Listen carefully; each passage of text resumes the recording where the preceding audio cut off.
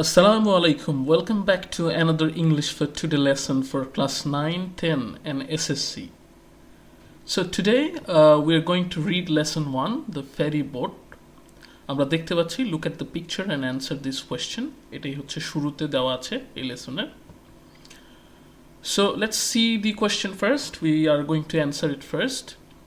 Number 1 question is, where can you find this kind of boat? এই ধরনের নৌকা তুমি কোথায় খুঁজে পাও? The answer can be, আমরা অ্যান্সার দিতে পারি, we can see this kind of boat in rural areas. আমরা এই ধরনের নৌকা দেখতে পাই গ্রামগঞ্জে বা গ্রাম এরিয়াতে, এলাকাতে, where there are wetlands like rivers, canals, bills, haors, swamp, etc. আমরা যেখানে জলাভূমি দেখতে পাই, জলবদ্ধ ভূমি বা নদী, সেখানে খাল, বিল, হাওর এবং জলাবদ্ধ ভূমি দেখতে পাই আমরা। তো এইসব জায়গায় আমরা এই ধরনের নৌকা দেখতে পাই, যে ছবিটিতে আমরা নৌকা দেখতে পাচ্ছি, খেয়া নৌকা, এরকম নৌকা। Second question, why does the boatman carry passengers across a river? কেন মাঝি এই যে প্যাসেঞ্জাররা আছে, যাত্রীরা আছে, তাদেরকে নদী পার করে? উত্তরটি হতে পারে, the boatman carries the passenger across the river for his livelihood. যে নৌকার মাঝি এইসব যাত্রীদেরকে নৌকা পার করে দেয় তাদের জীবিকার জন্য। We also see no bridge for passengers to cross that river. আমরা আরও কি দেখতে পাই? এখানে কোনো ব্রিজ বা সেতু দেখতে পাচ্ছি না যাতে আমাদের যাত্রীরা নদীটা পার হতে পারে। সো এটা উত্তর হতে পারে। Number 3 question, why do people use country boats? কেন মানুষেরা দেশি নৌকা ব্যবহার করে? তা আমরা উত্তরটা হতে পারে, country boats are mostly available in rural areas and these are less expensive to use. যে দেশি নৌকাগুলো বেশিরভাগই পাওয়া যায় গ্রাম এলাকাতে, and they are less expensive to use, এবং তারা কম খরচ হয় এসব ব্যবহার করলে, কম ব্যয়বহুল ব্যবহার করা। That's why people use country boat. এই কারণে সাধারণ মানুষ দেশি নৌকা ব্যবহার করে। তো আমরা এখন চলে যাব রিড দি টেক্সটে and answer the following question. Before starting that, if you already have subscribed my channel, thank you very much. If you haven't yet, please subscribe the channel for such academic videos, and if you like, give a thumbs up and share and comment if you have any question in your mind. Okay, let's get started. So আমরা দেখতে পাচ্ছি, is there anybody here who has ever crossed a river by a boat? এটা একটা প্রশ্ন, reported স্পিচের মধ্যে আছে। এই প্রশ্নটা করা হচ্ছে, কে করেছে আমরা এখনই জানতে পারবো। I have teacher said Jamil. তো শিক্ষককে বলছে জামিল যে হ্যাঁ আমি পার হয়েছি। এখানে প্রশ্নটা ছিল যে ইজ দেয়ার এনিবডি হিয়ার, খুব সম্ভবত এটা একটা ক্লাসে, যে এখানে কি এমন কেউ আছো যে কখনো নৌকায় করে নদী পার হয়ে এসেছো? এই প্রশ্নটা করছে একজন শিক্ষক। তখন জামিল উত্তর দিচ্ছে, আই হ্যাভ, আমি পার হয়েছি বা আমি হয়েছি শিক্ষক।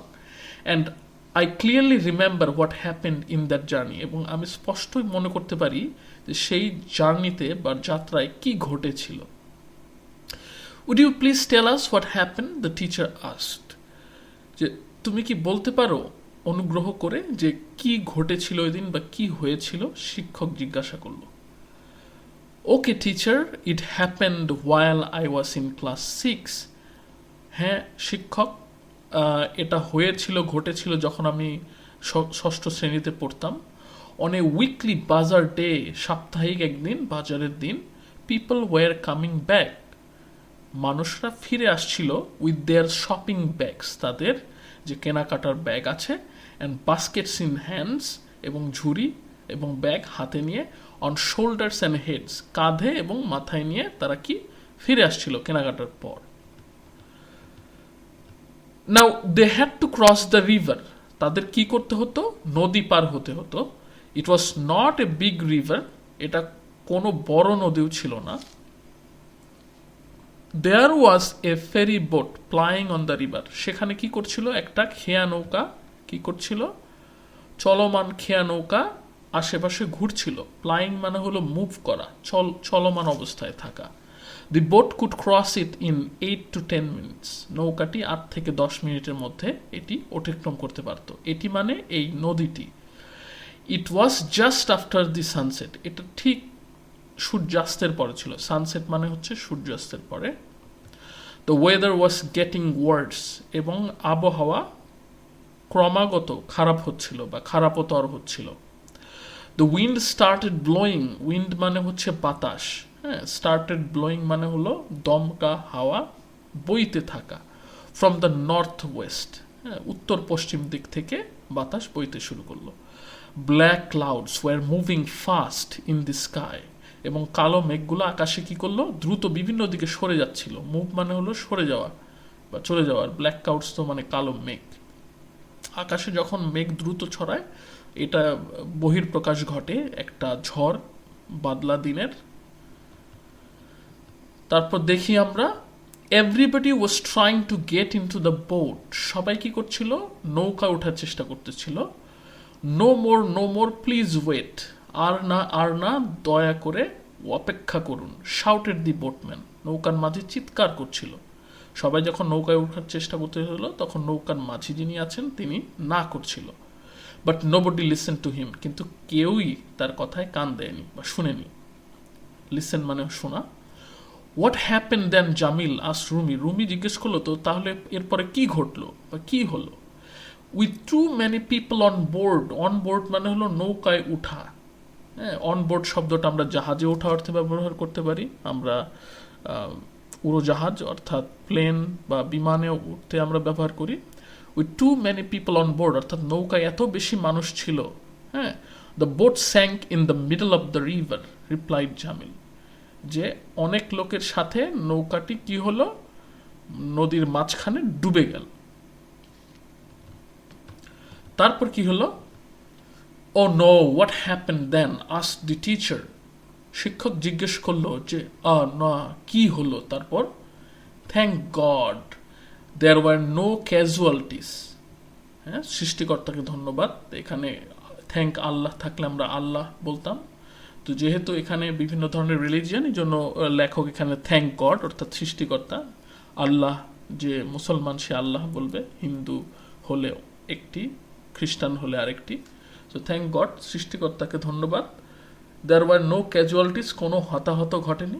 ক্যাজুয়ালিটিস মানে কোনো বড় ধরনের ক্ষয়ক্ষতি, যেখানে মানুষ মৃত্যুবরণ করে বা আহত নিহত হয়, তো তেমন কোনো ঘটনা ঘটেনি। All the passenger swam to the other side. হ্যাঁ, সমস্ত যাত্রী কি করলো, অল দ্য মানে সমস্ত, অল দ্য প্যাসেঞ্জার মানে সমস্ত যাত্রী, যে নদীর অন্য দিক সে সাঁতার কেটে চলে গেল বা চলে আসলো। But some of them lost the stuff মানে হলো বিষয়বস্তু, কোনো জিনিসপাতি বা জিনিসপত্র বা বিষয়বস্তু। They were carrying such as well salt and milk said Jamil. তার মানে কি, কিছু মানুষ যারা কিনা এরকম তেল, নুন এবং দুধের মতো জিনিসপত্র বহন করছিল, তারা সেগুলো হারিয়ে ফেলেছিল। লস্ট মানে হারিয়ে ফেলা, এবং স্টাফ মানে বিষয়বস্তু বা জিনিসপত্র, তারা হারিয়ে ফেলেছিল। তারপর কি হলো, were you on the boat আস দ্য টিচার। শিক্ষক জিজ্ঞেস করলো যে তুমি কি সেই নৌকায় ছিলে। No teacher, since the boat overcrowded, I waited for the next boat replied Jamil. Jamil বলল, উত্তর দিল যে না শিক্ষক, নৌকায় উপচে পড়া ভিড় বা জনাকীর্ণ অবস্থা দেখে, ওভারক্রাউড মানে হচ্ছে জনাকীর্ণ অবস্থা, অর্থাৎ পরিমাণের তুলনায় বেশি মানুষ যেখানে থাকে সেটাকে বলা হয় overcrowded. I waited for the next boat, আমি পরবর্তী নৌকাটির জন্য অপেক্ষা করছিলাম। জামিল উত্তর দিল, you did the right thing Jamil, তুমি সঠিক কাজটি করেছিলে জামিল। এটা বলে শেষ হলো। So that was all about the reading text. আমরা এরপরে প্রশ্নে চলে যাব। আমরা প্রশ্নে দেখতে পাচ্ছি টিক দি বেস্ট অ্যান্সার। এখানে 1 নম্বর প্রশ্ন আছে, a ferry boat was plying on the river. Here plying, এই প্লাইং মানেটা কি আমরা আগেই বলেছি, প্লাইং হলো মুভ করা, চলাফেরা করা। সো এখানে প্লেইং উইথ আদার বোটস, এটা তো হবেই না, কোনো বোটের সাথে খেলা না। সিঙ্কিং ইন দ্য রিভার, নদীতে ডুবাও না। ট্রাভেলিং অ্যালং এ রুট এটা হতে পারে যে কোনো নির্দিষ্ট রাস্তায় চলাফেরা করা, ওয়েটিং ফর প্যাসেঞ্জার, কোনো যাত্রীর জন্য অপেক্ষা করা। তাহলে সর্বোৎকৃষ্ট অ্যান্সারটা হচ্ছে travelling along a route. Why was everybody trying to get into the boat, কেন সবাই নৌকায় উঠতে যাচ্ছিল? কারণ কি কি হতে পারে? Because it was a weekly bother day, এটা একটা কারণ হতে পারে, কিন্তু এই কারণে যে সবাই উঠবে তা না। After sunset no ferry would ply on the river, এমন কোনো তথ্য এখানে দেওয়া নাই যে সূর্যাস্তের পরে কোনো ফেরি বা নৌকা চলবে না, এমন কোনো তথ্য এখানে নাই। সো তথ্য ছাড়া আমরা কোনো উত্তর মন গড়া দিব না। Everybody had shopping bags with them, সবার সাথে বাজারের ব্যাগ ছিল, এটাও সঠিক তথ্য নয়। It was going to be a dark and storm evening, এটা কি হতে যাচ্ছিল? একটা কালো এবং ঝড়ময় একটা সন্ধ্যা। তো এই রকম তথ্য আমাদের বইয়ে টেক্সটে আছে, অর্থাৎ the weather was getting dark and was getting worse. তাহলে সঠিক উত্তরটি হচ্ছে D, it was going to be a dark and stormy evening. Next question, the boatman requested the people to wait because, এই নৌকার যে মাঝি সবাইকে কি করেছিল? রিকোয়েস্ট করেছিল, অনুগ্রহ করেছিল বা তাকে আবেদন করেছিল মানুষকে যাতে অপেক্ষা করে, পরে যাতে তাদের নিয়ে যায়। কারণটা কি ছিল? Because his boat was very small, এরকম কোনো তথ্য দেওয়া নাই। The boat had already too many people, এটা হতে পারে কারণ অলরেডি মানুষ অনেক বেশি হয়ে গিয়েছিল। সি অপশন আছে, there were other boats they could take, এরকম কোনো তথ্য নাই। He would not ferry people with bags and basket, এমন কোনো কথাও মাঝি বলেনি যে আপনাদের ব্যাগ নিয়ে আমি পার হব না। তাহলে আমরা সঠিক উত্তরটি দেখতে পাচ্ছি বি হবে, the boat had already too many people. 4 number প্রশ্ন, with too many people on board the boat sank, অনেক মানুষ নিয়ে নৌকাটি ডুবেছিল। এখানে here the phrase on board, on board মানে কি? আমরা অলরেডি প্যাসেজে বলেছি অন বোর্ড মানে বুঝায় কোনো নৌকায় ওঠা, কোনো জাহাজে ওঠা বা কোনো উড়োজাহাজে ওঠা। তাহলে এটা হতে পারে, যেহেতু এখানে বোটের কথা বলা আছে অর্থাৎ নৌকার কথা, এটা হতে পারে A number option on the board. Okay, B number হচ্ছে অন দ্য উডেন বোর্ড, এখানে কোথাও কাঠের কোনো বোর্ডের কথা বলা নাই। আউটসাইড দ্য বোর্ড, নৌকার বাইরে তো ওঠার প্রশ্নই উঠে না অন বোর্ড বুঝাতে। On the notice board, notice board হচ্ছে তথ্য যাচাইয়ের জন্য যে বোর্ড, এটাও হবে না, এখানে কোনো রিলিভেন্স নাই। সুতরাং সঠিক উত্তরটি হচ্ছে on the board. Next question, there were no casualties, আমরা জানি ক্যাজুয়ালিটিস মানে হলো হতাহত বিষয় কি বুঝায়, অর্থাৎ আহত নিহত বুঝাতে ক্যাজুয়ালিটি অর্থ বুঝায়। দ্য স্টেটম্যান, এই উক্তিটি কি বলে? টেলস আস দ্যাট, কি বলে আমাদেরকে? এ নোবডি ডাইড, কেউ মারা যায়নি, এটা হতে পারে। নোবডি ওয়াজ রেস্কিউড, কাউকে উদ্ধার করা হয়নি, এরকম কোনো তথ্য নেই। নোবডি অ্যাকসেপ্টেড দেয়ার ফেট, কেউ তাদের ভাগ্য গ্রহণ করেনি, এমন কোনো তথ্যও নেই। নোবডি লস্ট এনিথিং, কেউ কোনো কিছু হারায়নি। তাহলে এখানে যেহেতু হতাহত বা মৃত্যুর কথা সাধারণত বলা হয়, ক্যাজুয়ালিটি ক্ষতি, সেখানে ডেথের কথা বলা হয় অর্থাৎ মৃত্যু। তাহলে সঠিক উত্তরটি হচ্ছে নোবডি ডাইড। 6 নম্বর প্রশ্ন, দি বোট ওয়াজ ওভারক্রাউডেড, ওভারক্রাউডেড মানে হলো বেশি জনাকীর্ণ বা বেশি মানুষ হয়ে যাওয়া পরিমাণের তুলনায়। সুতরাং এখানে হেয়ার ওভারক্রাউডেড মিনস, আমরা দেখি কি অপশন হতে পারে। A people were quarrelling on the boat, এটা হবে না, ঝগড়া করছিল না, কোয়ারেল মানে হলো ঝগড়া করা। বি হচ্ছে the boat was unable to carry any more people, যে নৌকা মানুষকে নিয়ে যাওয়ার জন্য, ক্যারি করার জন্য, সাথে নিয়ে যাওয়ার জন্য পসিবল ছিল না, সম্ভব ছিল না নৌকার পক্ষে, হতেও পারে। C number, the boatman did not like a crowd, মাঝি জনগণকে পছন্দ করেনি, এটা হতে পারে না। People were sitting on the boats bamboo hood, মানুষ কি ছিল? নৌকার বাঁশে সাইডে বসেছিল, তাহলে এটা হবে না। বেসিক্যালি ওভারক্রাউডেড এখানে বুঝাইছে যে এত বেশি মানুষ নৌকা ক্যারি করতে পারতো না, নৌকার বহন ক্ষমতার বাইরে চলে গিয়েছিল। সুতরাং অ্যান্সারটি হচ্ছে B, the boat was unable to carry any more people. তাহলে আমরা এমসিকিউ প্রশ্নগুলো শেষ করলাম। Next we will go to the question. Discuss in groups and write answer to this question, আমাদের দলে বিভক্ত হয়ে আলোচনা করতে হবে এবং অ্যান্সারগুলো দিতে হবে, এই প্রশ্নগুলোর উত্তর দিতে হবে। প্রথম প্রশ্ন রয়েছে, why did some people have little or no patience when the ferry boat was in danger of sinking? কেন মানুষের মধ্যে কোনো ধৈর্যই বা খুব কম ধৈর্য ছিল যখন নৌকা ছিল ডুবার মতো একটা পরিস্থিতিতে ছিল বা ভয়ে ছিল, দেয়ার ওয়াজ রিস্ক অফ সিঙ্কিং। হ্যাঁ, এই প্রশ্নের কি উত্তর হতে পারে? উত্তরটি হতে পারে some people had little or no patience when the ferry boat was in danger of sinking because the weather was getting worse and becoming a stormy evening. কারণটা কি? কিছু মানুষের যে কম বা কোনো ধৈর্যই ছিল না, কারণ খেয়া নৌকা কি ছিল, ডুবার একটা আশঙ্কায় ছিল, এবং আবার কি ছিল যে এই যে ওয়েদার অর্থাৎ আবহাওয়া এটা ক্রমাগতই খারাপ হচ্ছিল এবং একটা ঝড়ো সন্ধ্যায় পরিণত হচ্ছিল। So everybody tried to avoid this situation and হারিড to return home earlier. এবং সবাই এই ধরনের পরিস্থিতিকে পরিহার করার জন্য তারা কি দ্রুতই তাদের বাড়ি ফেরার জন্য চেষ্টা করেছিল বা দ্রুত কাজ করছিল। 2 নম্বর প্রশ্ন, no more please wait, who said this, explain in 2 or 3 sentences. আর না প্লিজ অনুগ্রহ করে অপেক্ষা করুন, কে বলেছিল, এটা ব্যাখ্যা করতে হবে 2-3 সেন্টেন্সে। আমরা উত্তরটা দিতে পারি এভাবে, দ্য বোটম্যান সেড, নৌকার মাঝি বলেছিল, no more please wait. He saw the boat had already been loaded, তিনি দেখেছিল কি যে অলরেডি অর্থাৎ ইতিমধ্যেই কি হয়ে গেছে, নৌকা ভরে গিয়েছে।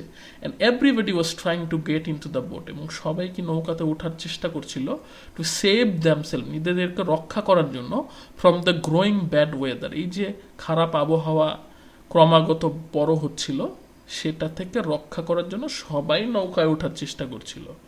হি realize there might be a chance of sinking the boat for the heavy load of the crowd. সে এটা ভাবতে পারছিল যে একটা সম্ভাবনা থাকতে পারে নৌকাটা ডুবে যাওয়ার, কারণটা কি, heavy load of the crowd, এই যে জনতার যে বেশি ভার হওয়া, এ কারণে নৌকাটা ডুবে যেতে পারে। দ্যাটস ওয়াই, এই কারণেই হি শাউটেড দোজ ওয়ার্ড, এই শব্দগুলো সে চিৎকার করে বলছিল, নো মোর প্লিজ ওয়েট। আমরা পরবর্তী প্রশ্ন চলে যাই, প্রশ্ন নম্বর 3 এ এবং বি দুইটি প্রশ্ন রয়েছে। আমরা প্রথমে 3A কোয়েশ্চেনটি দেখি। If we have to many passenger at A bus or train station, what may happen. আমরা যদি বাস এবং ট্রেন যে স্টেশন আছে সেখানে যদি বেশি যাত্রী দেখতে পাই, বেশি যাত্রী থাকে, তাহলে কি ঘটতে পারে, সম্ভাবনা কি হতে পারে? If we have to many passenger at A bus or train station, আমাদের যদি বেশি যাত্রী থাকে একটা বাস বা একটা ট্রেন স্টেশনে, the station May become overcrowded, স্টেশনটা কি হয়ে যেতে পারে, বেশি লোকারণ্য বা জনাকীর্ণ হয়ে যেতে পারে। And the tickets will be sold out, এবং টিকিট বিক্রি হয়ে যাবে। দ্য রিমেইনিং প্যাসেঞ্জার্স, যারা বাকি থাকবে, may have to suffer in this situation, তাদেরকে এই পরিস্থিতিকে সাফার করতে হবে, অর্থাৎ কষ্ট পেতে হবে। বিভিন্ন ধরনের কষ্ট হতে পারে, এক সময় মতো নির্দিষ্ট জায়গায় না পৌঁছানো, সময় মতো চাকরিতে না পৌঁছানো, সময় মতো বাড়িতে ফিরতে না পারা, হ্যাঁ, এরকম বিভিন্ন ধরনের সমস্যা হতে পারে। বি নম্বর প্রশ্ন, if we have to many people in a village, town or city, what will happen. আমাদের জন্য বেশি মানুষ থাকে কোনো গ্রামে, কোনো একটি গ্রামে বা একটা শহরে বা বড় শহরে, তাহলে কি ঘটবে? এটা হতে পারে, if we have to many people in a village, town or city, আমাদের যদি অতিরিক্ত মানুষ থাকে কোনো একটি গ্রাম বা একটি ছোট শহর বা একটি বড় শহরে, the people will not get the basic facilities of their daily life. মানুষ কি পাবে না? বেসিক ফ্যাসিলিটিস, অর্থাৎ যেগুলো মৌলিক যেসব সুযোগ সুবিধা প্রতিদিন আমরা পাওয়ার কথা, একটা সিটিজেনের পাওয়ার কথা, সেগুলো পাবে না। দ্য নেগেটিভ আউটকাম, এর যে নেতিবাচক যে ফলাফল অফ ওভার পপুলেশন, বেশি মানুষ থাকার, বেশি জনবহুল পরিবেশের যে খারাপ দিকগুলো, like food, housing and unemployment problem, খাদ্য সমস্যা, বাসস্থান সমস্যা, চাকরির সমস্যা, এই যে সমস্যাগুলো, কর্মসংস্থানের সমস্যাগুলো রয়েছে, উইল বি সিন এভরিওয়্যার, সব জায়গায় দেখা যাবে। তো এই ছিল আজকের মতো সর্বশেষ প্রশ্নের উত্তর। I hope it will be very effective and helpful for all of you. So I like to say, if you have liked this video and share to your friends, and I would like to see you in the next video. Thank you very much. Have a lovely day.